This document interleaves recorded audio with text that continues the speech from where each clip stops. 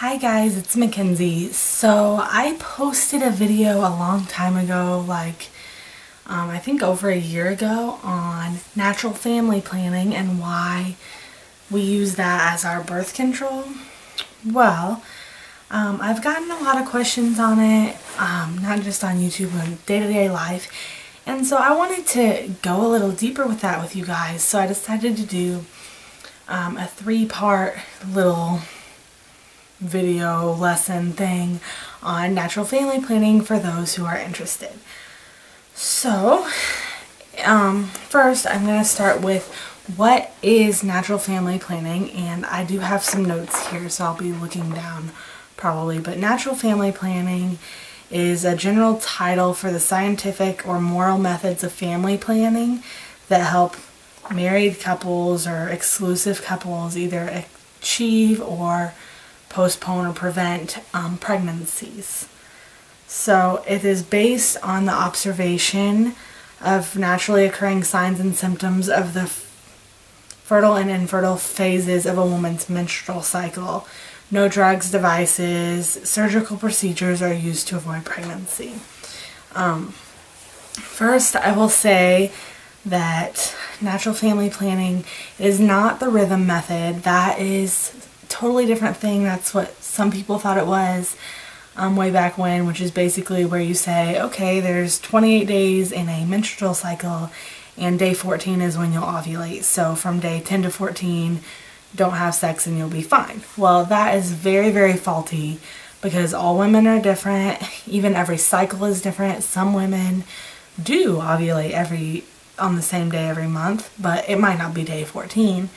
In some women, it changes from month to month. Mine are not exact sciences. I do need to chart every month, and you always should, because different things can affect your cycles all the time when you are not letting things like hormonal birth control affect what your body does on its own.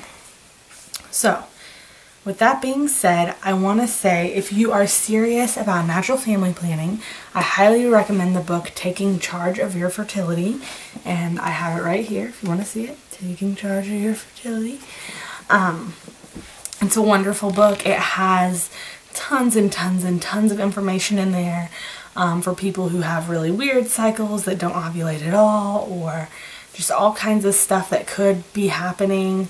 I have a pretty normal cycle going on, so I didn't need to read most of this book, but it's great for people who have irregular things as well. Anyways, moving on, how does natural family planning work? Well, obviously it said observing the natural signs. What are those natural signs?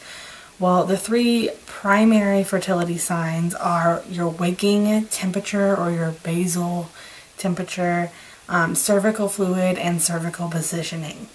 Now, I will say for myself, I've never checked my cervical position. I can tell from just the two fertility signs, but I know a lot of women who double check if they're not 100% sure, and they do it by their cervical position, but I've never done that myself. So, by checking these things, you're going to pinpoint when you are fertile and when you are not fertile, and have relations accordingly, basically. So if you are trying to get pregnant, you would be making sure that you are doing the deed during your fertile time. And if you're trying to avoid a pregnancy, you would not be trying to do that during your fertile time. So, for your body temperature, basically what you're doing is you are taking your temperature every morning when you wake up, preferably right at the same time, but even within an hour is okay.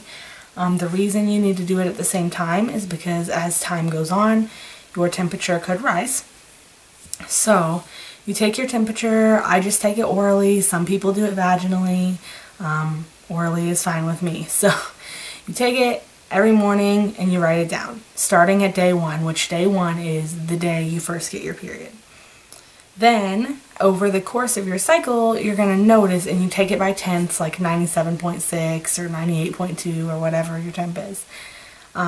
Over the period of your cycle, you're going to notice a temperature spike. and then it'll stay spiked until your next period. So basically that temperature spike is after you ovulated, and before the spike is before you ovulated. So that's one way to know. And the second way to know is your cervical fluid. And the buildup of cervical fluid basically goes as follows. You have your period, then you're dry, or some women are never dry, they might just be a little sticky. But period, dry, sticky, creamy, slippery, then dry again, and then your period. So basically, you are building up to that slippery stage, which is your absolute most fertile time, usually only a day or two before ovulation. And that's how you know your fertile signs then. And then after you ovulate, you'll usually dry right back up. And then for the cervical position changes, and like I said, I've never actually used this way to find out, but for your cervical position, normally it is firm, low, closed, and dry. And then, but right around ovulation time, it's going to be soft, high, open, and wet. So that's how you would check that. Anyways, those are just the basic ways that you are finding out about your fertility. I am going to go more in depth about all of that stuff in the next 2 videos I do, which I'm going to do one for avoiding pregnancy and one for achieving pregnancy. Pros and cons to natural family planning. Some people don't understand why on earth you would want to do that. Some people don't understand why on earth you would do it any other way. And here is what I have come up with and seen from talking to others and online and whatnot. So the pros would be that it's effective if it's used correctly. There's no side effects whatsoever. Your body is in its natural state, no drugs. And then like if you are using it to avoid, whenever you are ready to have a baby, you don't have to wait a certain time for this to get out of your system or that to get out of your system. Your body is ready. And it's low to no cost at all. So that is definitely the pros. Also, another pro I'm just going to throw in there is once you know your body, you're going to know if something weird is going on. You're going to know if you're pregnant very soon, which I always have. But not even just pregnancy. Like if you have an infection or if you have something else going on, you're going to know pretty fast that that's not normal or whatever. You'll know. So that's a good thing. The cons to natural family planning would be that there's no protection against STDs. It's definitely not for anyone who is being with multiple partners at all. It requires both of the partners to be aware of it and respectful. You can be charting your cycle all you want, but if your husband or partner doesn't know or doesn't care, it's not going to work out very well. And it does take some time to learn, and it does take some time every day to just take your temperatures and, you know, but not much, like less than a minute a day. And it does require abstinence or a backup method like condoms for 4 to 8 days out of your cycle every month. And then the other con, I guess, for a lot of people would be that it's just easy to cheat or not use it effectively if the mood is right or whatever. So that is some information on natural family planning. That's the beginning. Let me know if there's anything specific you want me to talk about in the next 2 videos, and I will try to get them done as soon as possible. I am excited to share this with you guys, and let me know if you have any questions. Talk to you later. Bye.